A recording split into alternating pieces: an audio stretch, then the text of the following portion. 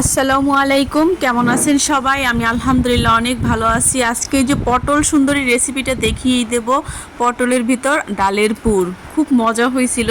পটলগুলারে প্রথমে একটু আঁচড়াই নিব আর কি। এই যে উপরে যে পাতলা আবরণটা ওইটা ফেলে দিব, আমি ছুলবো না, হলে বেশ মজা হবে। এরকম করে সবগুলা পটল আমি কেটে নিয়েছি এবং যে মাঝখানের যে ইয়াটা আছে সবজির ওইটাও আমি তুলে নিয়েছি। এটা ব্লেন্ডার করে নিব ডালের সাথে, তারপর মিশিয়ে দিব।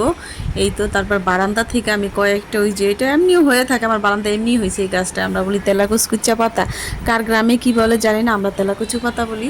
এটা দিয়ে তারপরে আর কি ডালের মধ্যে এটা দিব। তারপরে যে কয়েকটা বিলাতি ধনিয়া পাতা ওইটাও নিয়ে নিব এখন এখান থেকে। এই তো এগুলো নিয়ে ধুইয়া তারপরে কাইটা নিব। তারপরে কাঁচা পেঁয়াজ, কাঁচা মরিচ এগুলা কেটে তারপরে একসাথে করে সবগুলাই ডালের মধ্যে, আর ওই যে পটলের যে ভিতরে যে পুরটা ছিল ওইটা আর কি সব মিক্স করে নিব একসাথে। একটু হলুদের গুঁড়া, মরিচের গুঁড়া, লবণ এগুলা দিয়া তারপরে ভালো করে মাইখা নিব। এরা পটলগুলো এবার নুন হলুদ দিয়ে একটু মাইখা নিব, তাহলে পটলটা একটু ভালো লাগবে খেতে। সবগুলো পটলের মধ্যে আমি এই পুরটা দিয়ে দিব, তারপরে আমি এগুলা তেলে ভেজে নিব হালকা তেলে। এই তো সবগুলো আমি এখন একে একে তেলে ভেজে নিব, তারপরেই হবে আমার পটল সুন্দরী। পটল সুন্দরী রেডি হয়ে যাবে আমার। ভাত দিয়ে খেতে অনেক মজা লাগে, ভাত খিচুড়ির সাথেও মজা হবে। বানাতে খুবই ইজি, খেতে অনেক মজা হয়েছিল। ভাত দিয়ে খেয়েছিলাম, এটা খাওয়ার পরে আমার অন্য কিছু আর লাগেই নাই, এতটা মজা হয়েছিল। সবাই বানিয়ে খেয়ে দেখবেন।